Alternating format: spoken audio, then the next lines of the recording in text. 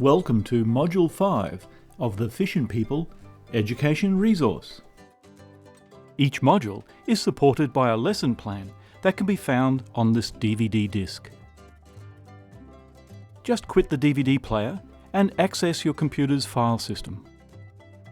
You are welcome to use and distribute these resources for non-commercial educational purposes.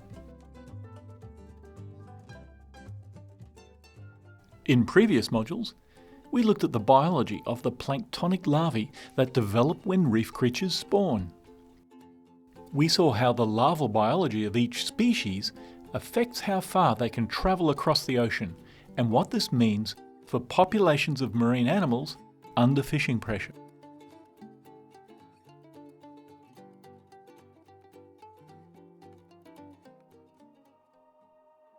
This educational series was called Fishin' People for a good reason. Because people love to eat fish. But perhaps a better reason for the name is because people in the Pacific world need to eat fish. In our first module, we asked the question, is there a problem in paradise? And the answer was yes. Increased fishing pressure has caused fish stocks to decline worldwide. So what will happen in a world with fewer fish? Well, some large countries with land and resources will farm fish. And many people will have to eat other sources of protein.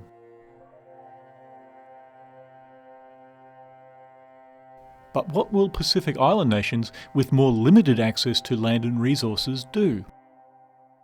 The short answer is that sustainable management of coastal marine resources is the most direct and important measure an island nation can take to ensure food for the future.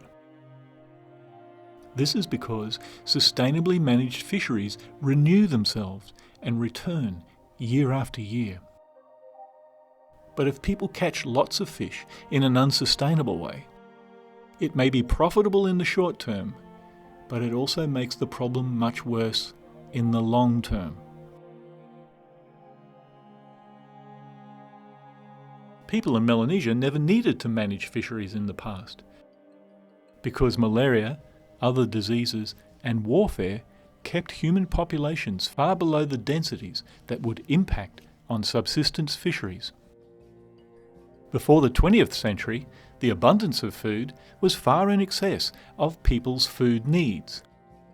But since the early to mid-20th century, improved healthcare and the decline of warfare has led to a rapid increase in human populations, along with increasing market demand for fisheries resources. This combination of factors has led to something that nobody expected: overfishing. Because overfishing has not happened in the past, there are no established systems or traditions to deal with it. To conserve marine resources for the benefit of everyone, science-based environmental management systems need to be incorporated into existing traditions and institutions. For example, tamboos and marine tenures are a traditional way of managing resources. But in an era of increased human population pressure and technological advances, they need to evolve. Traditionally, the duration of tamboos was set by events on a cultural calendar.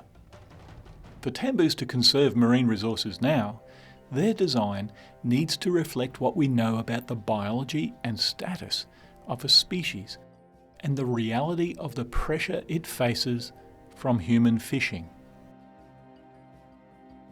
In this series, we laid out the building blocks of a modern, knowledge-based approach to marine resource management.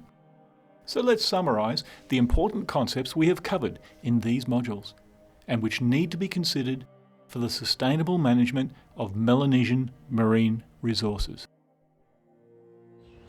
If fisheries hem combine science blow, local knowledge blow kata, all man blow, mi fala, I think by two fala work together with them, science blow arqua, by more best Oh, hemi lo understanding below me. I think him now the system where by imi Pacific Islands being follow by imi save keeping more things below me in order. Yeah.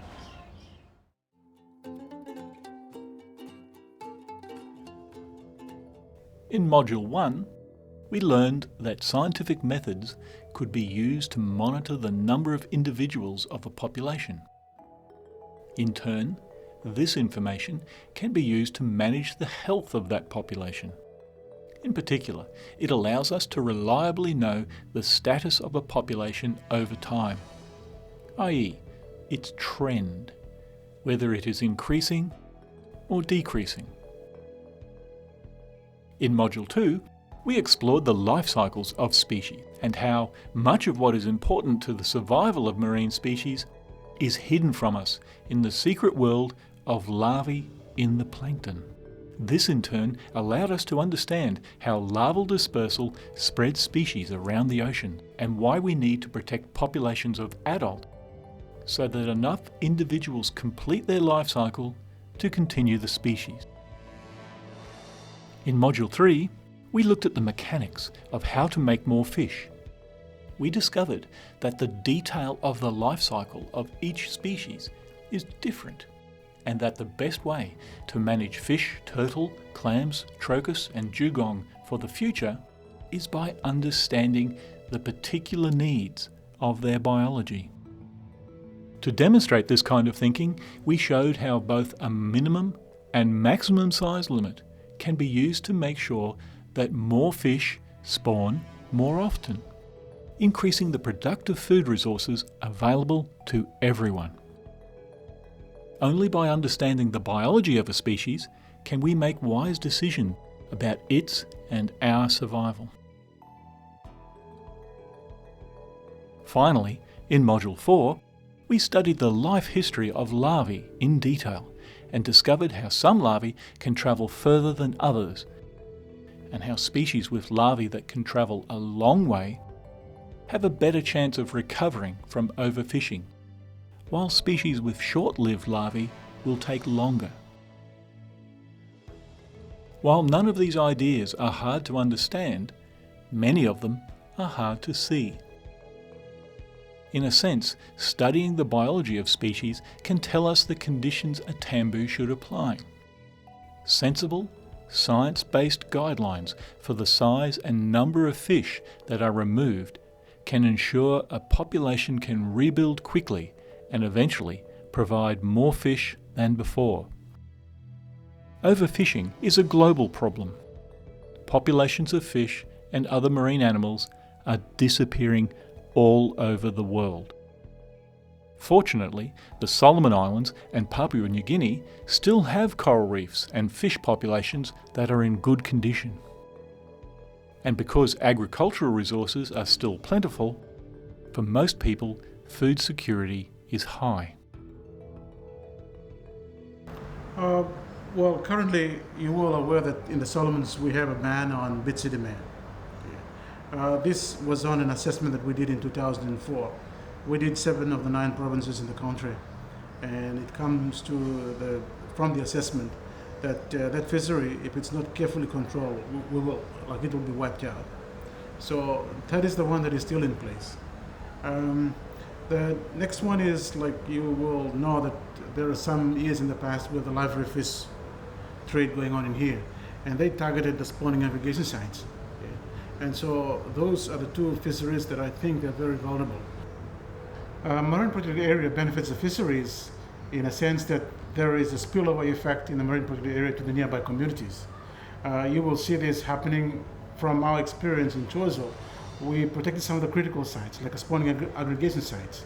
And you will see that the people in the nearby community come and tell us, oh, the last time we didn't have that kind of fish in here.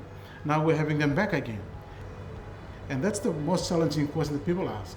What are the benefits of marine protected area?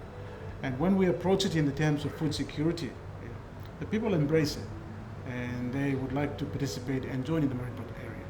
From my experience, once we started one, there's another village, another community would like to have theirs as well. Here are our key messages. The best way to make more marine resources is to act now to stop destructive fishing practices.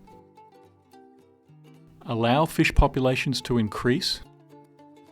Set rules to let species complete their life cycle, and to protect important spawners. Changes in fish populations are not controlled by spirit. They are controlled by people. The choice of whether we allow fish populations to decline to the point of no return, or to be maintained at levels where they continue to provide food and cash for present and future generations, is ours to make, and we have the knowledge to make this choice wisely.